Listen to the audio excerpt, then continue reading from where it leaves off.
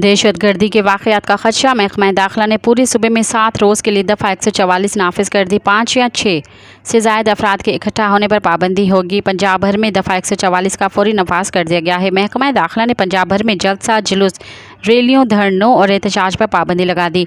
सूबे भर में 7 रोज़ के लिए दफ़ा 144 नाफिज की गई है। महकमा दाखिला के हुकाम के मुताबिक अमन अमान के क़याम, इंसानी जानों और अमलाक के तहफ़्फ़ुज़ के लिए दफ़ा 144 नाफिज की गई है। पाबंदी का इत्तलाक़ दहशतगर्दी के ख़तरात के पेश नज़र किया गया है।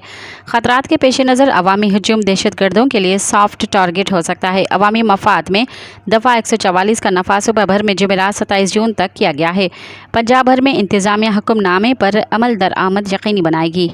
मज़ीद ख़बरन ऐं तफ़सीलात लाइ विज़िट कयो असांजी वेबसाइट www.awamiNewsHD.com ऐं ॾिसंदा रहो अवामी न्यूज़ HD।